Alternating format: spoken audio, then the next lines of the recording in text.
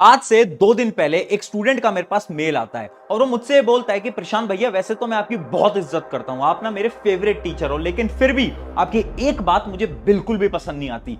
आप अपनी हर वीडियो में बोलते हो कि टाइम बर्बाद करना बंद कर दो, तभी जाकर आपके अच्छे मार्क्स आ पाएंगे। अगर आपको अपने पेरेंट्स को प्राउड फील कराना है ना, तो ये टाइम बर्बाद करना बंद करना पड़ेगा।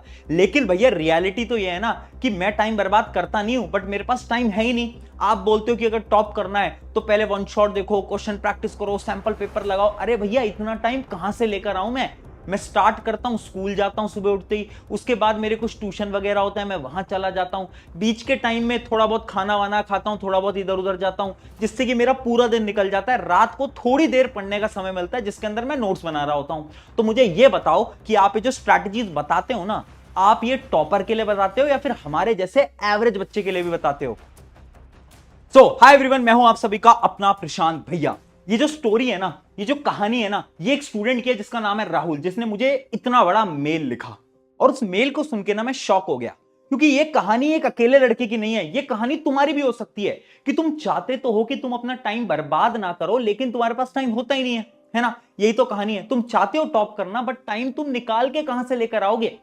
तो पता है, उस लड़के को ना मैंने अपना नंबर दिया और मैंने उसको बोला कि यार राहुल, तू ना मुझे कॉल करना। राहुल ने मुझे फोन मिलाया और ये सारी अपनी प्रॉब्लम बताई। और पता है मैंने राहुल से क्या पूछा? मैंने राहुल से पूछा कि यार तेरा टाइम टेबल क्या है, पहले मुझे वो बता। तो राहुल ने बोला कि भैया चलो मैं आपको अपना टाइम टेबल बताता हूं। मैं सुबह उठता हूं 7 बजे, 8 बजे से मेरा स्कूल वगैरह होता है ना, तो 8 से 2 तो मेरा पूरा का पूरा टाइम स्कूल के अंदर निकल जाता है। मैंने कहा हाँ यार, स्कूल जाना तो बहुत जरूरी है, इस समय पर तो स्कूल छोड़ ही नहीं सकते, स्पेशली 9th और 10th के बच्चों को तो स्कूल जाना बहुत जरूरी होता है। मैंने कहा ठीक है। फिर क्या करता है? फिर भैया 4 से 8 ना मेरा ट्यूशन होता है, मेरा 4 घंटे का ट्यूशन है ना, साइंस और मैथ का, मुझे वहां जाना रहता है। तो मैंने बोला ये जो 2 से 4 का टाइम है ये कहां लगाता है राहुल? तो राहुल ने बोला यार भैया, स्कूल से आऊंगा, थक जाऊंगा, थोड़ी देर सोऊंगा भी, तो खाना वाना भी तो खाऊंगा, तो 1-2 घंटे तो ऐसे निकल जाते हैं, पता ही नहीं चलता। मैंने कहा ठीक है, कोई दिक्कत नहीं है, एकदम रीजनेबल है कि हाँ 2 घंटे तो लग सकते हैं। फिर 4 से 8 के बाद क्या करता है भैया? फिर आता हूं 8 बजे और 8 से 9 क्या करता हूं? अपना खाना वाना करता हूं, डिनर विनर करता हूं। मैंने कहा ठीक है, बहुत बढ़िया। फिर भैया 10 बजे से ना मैं पढ़ना बैठ जाता हूं। तो मैंने बोला ये जो 9 से 10 का गैप था, इसमें क्या करा भैया?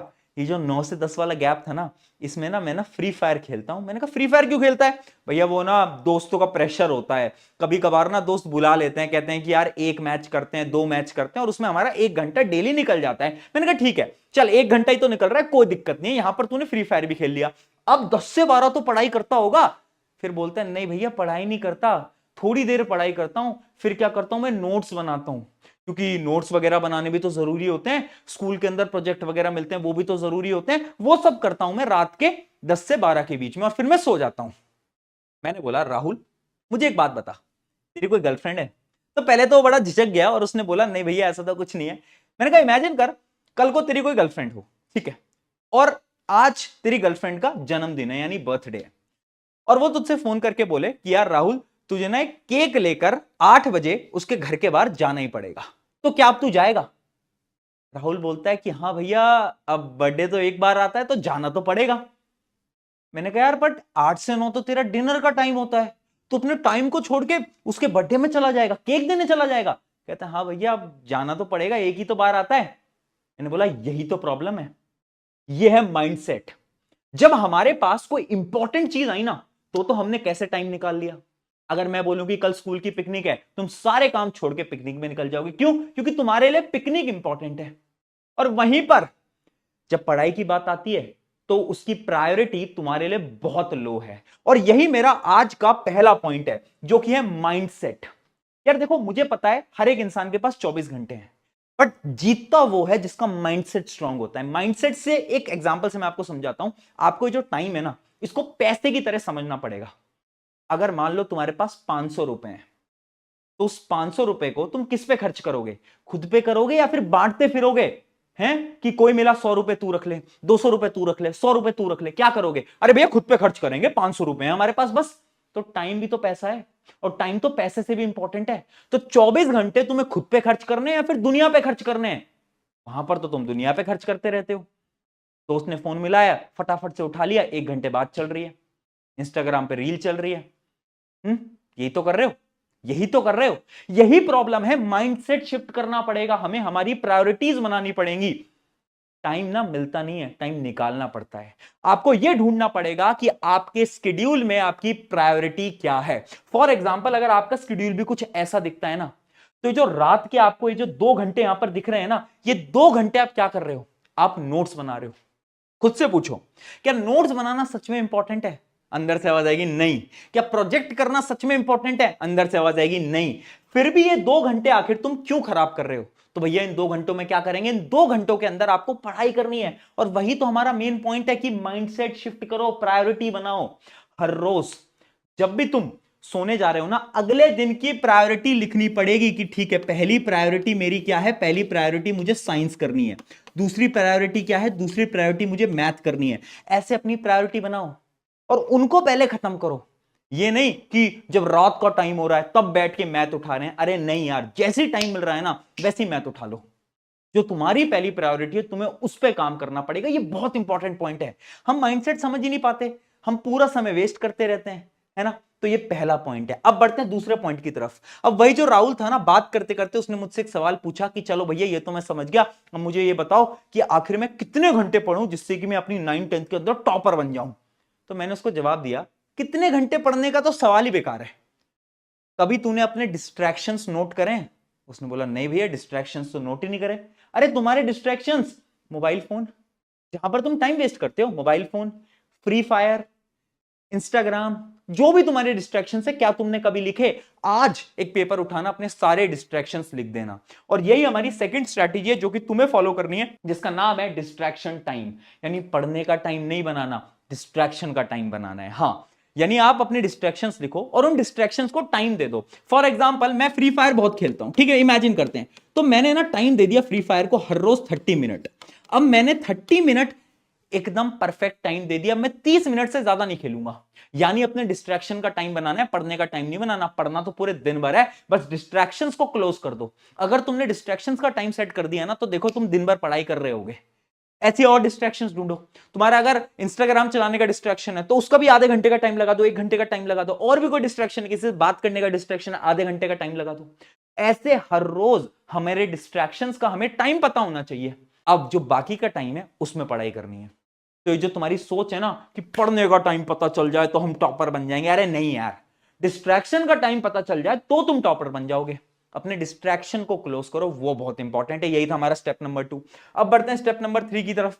अब राहुल पूछता है, भैया अब टाइम कम है तो अब मैं क्या करूं, कैसे मैं पढ़ाई करूं, ये बता। मैं कुछ चीजें लिखने जा रहा हूं, ध्यान से देखना। और ये चीज ना तुमने बहुत बार सुनी भी होगी, मैंने तुम्हें बार बार बोली भी है। सबसे पहले तुम्हें लेक्चर उठाकर वन शॉट देखने हैं। मैं ना बहुत डंके की चोट पे बोल सकता हूं, पूरे यूट्यूब पे मैंने तुम्हें सब कुछ फ्री में दे रखा है। अगर तुम 9th या 10th के स्टूडेंट हो ना, तुम्हें कहीं पे भी नहीं जाना है, यूट्यूब पे तुम आओगे, साइंस के लिए तुम्हें सब कुछ मिलेगा इसी चैनल के ऊपर। ठीक है, किसी भी चैप्टर को अगर तुम्हें डिटेल में पढ़ना है, उस चैप्टर का नाम डालो, वन शॉट वीडियो उठाओ। एनसीईआरटी पढ़ने की जरूरत नहीं है उन लेक्चर्स को देखने के बाद, बात खत्म। उसके अलावा मैं यहां रुका नहीं, तुम्हारे रिवीजन के लिए मैंने तुम्हारे लिए रैपिड रिवीजन्स भी बना दिए हैं, 9th और 10th दोनों के लिए। तो तुम रिवाइज वहां से कर सकते हो। उसके बाद अगर इमेजिन करो बहुत कम टाइम है, अब तुम बोल रहे भैया नोट्स तो बनाने नहीं है तो क्या करें? अरे यार, नोट्स भी मैं तुम्हें साइंस के पूरे नोट्स दे दूंगा डिस्क्रिप्शन के अंदर। जाओ फटाफट से उठा लो नोट्स, ठीक है, इन नोट्स की फोटोकॉपी निकाल लो। और जब तुम ये लेक्चर्स देख रहे हो तो ये जो नोट्स है अपने हाथ में रखना और मार्क करते हुए चलना है। ठीक है, ये सारी चीजें मैंने तुम्हें रिसोर्सेज में दे रखी है। तो अगर तुम चाहो, एक प्लानर बनाकर डिटेल में आज से अपना टाइम बर्बाद करना बंद करके पढ़ाई पे लग सकते हो। यस, बट अगर तुम कह रहे हो भैया इतनी सारी चीजें अरेंज मैनर में अगर हमें एक जगह पे मिल जाएं तो मजा आ जाए, तो उसके लिए भी इंडिया का मोस्ट रिजल्ट प्रोड्यूसिंग बैच आपको पता होगा, अभय बैच, वो ऑलरेडी आ चुका है। दिसंबर 1 से उसकी क्लासेस स्टार्ट होने वाली हैं, जिसके अंदर साइंस में पढ़ाऊंगा एसएसटी दिगराज सर, मैथ आपके शोभित भैया। वो जो बेस्ट बैच है ना 9th और 10th दोनों के लिए, वो ऑलरेडी आ चुका है। ठीक है, बट मैं फिर बोल रहा हूं, अगर तुम चाहते हो ना कि तुम YouTube से पढ़ो, बिल्कुल पढ़ो, सब कुछ मैंने दे रखा है। बट अगर तुम चाहते हो अगले 45 दिन के अंदर डिटेल्ड मैनर में आपका कोर्स खत्म हो जाए, तो फिर तुम अवे बैच के अंदर जा सकते हो, है ना। ये दोनों बैनर आप देख सकते हो, एक 9th का एक 10th का है। 9th की जो प्राइस है वो 999 है, मात्र 1000 रुपए। एक कोड नेक्स्ट 3000 आप लगा सकते हो। सिमिलरली 10th की जो प्राइस है वो है 1199, यानी 1200 रुपए, सेम कोड लगाकर। ठीक है, ये सारी चीजें तुम्हारे लिए ऑलरेडी हमने नेक्स्ट टॉपर्स ने बना रखी है, तो तुम्हें ज्यादा लोड नहीं लेनी, टेंशन नहीं लेनी, सब कुछ है हमारे पास ऑलरेडी, ठीक है। बट फिर भी अगर तुम यूट्यूब से पढ़ना चाहो पढ़ सकते हो, सब कुछ फ्री ऑफ कॉस्ट यहां पर दे रखा है, ठीक है। इतनी बात समझ आ गई, अगले स्टेप की तरफ बढ़ते हैं। अगला स्टेप क्या है? अगला स्टेप है स्टॉप कंपेयरिंग। यार देख, मैंने ना बहुत बच्चों से बात करी और मुझे जो सबसे बड़ी प्रॉब्लम लगी है ना वो है कंपैरिजन। आप पता अपना टाइम कहां वेस्ट करते हो? ये वाला बैच अच्छा है या ये वाला बैच अच्छा है, ये वाली बुक अच्छी है या ये वाली बुक अच्छी है, ये वाले टीचर अच्छे हैं ये वाले टीचर अच्छे हैं। कंपैरिजन कंपैरिजन कंपैरिजन चलता रहता है, और उसमें पता नुकसान किसका होता है? नुकसान तुम्हारा होता है। तुम अगर दो टीचर्स को कंपेयर कर रहे हो, मेरा नुकसान नहीं होगा, तुम्हारा नुकसान होगा, क्योंकि तुम अपना टाइम वेस्ट कर रहे हो वहां पर। तो ये जो कंपैरिजन वाली चीज है ना, इसको बंद करो। One book, one teacher, one notes, बात खत्म, बात खत्म। जहां से तुम्हें समझ आ रहा है वहां से पढ़ो, मुझसे समझ आ रहा है, मुझसे किसी और से आ रहा है उससे, बट ये कंपैरिजन बंद करो, इससे तुम्हारा टाइम खराब हो रहा है। जब ये तुम कंपैरिजन करना बंद करोगे, तुम्हें ऑटोमेटिकली दिखेगा कि तुम्हारा कितना सारा समय बच गया जो कि तुम डेली वेस्ट किया करते थे दोस्तों से बातचीत करने में। और फिर आती है फाइनल टिप, रिग्रेट। यार देख, जब तेरे एग्जाम हो जाएंगे ना, तो तेरे पास दो ऑप्शन होंगे। या तो तुम रिग्रेट कर रहे होगे कि यार काश मैं अच्छे से पढ़ लेता तो मेरे मार्क्स अच्छे आ जाते, काश मैं अच्छे से पढ़ लेती तो मेरे मार्क्स बहुत अच्छे आ जाते। या फिर दूसरा मूवमेंट ये हो सकता है कि तुमने अपना 101% दिया और तुम कॉन्फिडेंट हो कि मैंने अपना बेस्ट लगा दिया है, अब रिजल्ट जो आए डिपेंड तुझ पे कर रहा है। आज ये डिसाइड करेगा कि कल तुम्हें रिग्रेट होगा या नहीं होगा। याद रखना, ये टाइम अभी तुम्हारे हाथ में है, इसमें अपना बेस्ट लगा दो। मैं ये नहीं बोल रहा कि हर कोई 95 ले आएगा, 100 ले आएगा। अरे जो अपना बेस्ट लगाएगा ना वो खुश रहेगा, और अल्टीमेटली खुश रहना ही तो इंपॉर्टेंट है ना। तो ये जो रिग्रेट वाली प्रॉब्लम है, इससे बचने के लिए अभी से स्टार्ट करो, आज से स्टार्ट करो। अगर तुमने आज से स्टार्ट कर दिया, ये गेम खत्म हो जाएगा, मजा आ जाएगा और ये रिग्रेट वाली प्रॉब्लम खत्म हो जाएगी। जाओ पढ़ाई करो, अब टाइम वेस्ट करना अपना बंद कर दो। इन सारी टिप्स को यहां पर दिमाग के अंदर स्टोर कर लो और जाओ अब जाके पढ़ाई करो। शुक्रिया एवरीवन, मिलते हैं नेक्स्ट वीडियो के अंदर।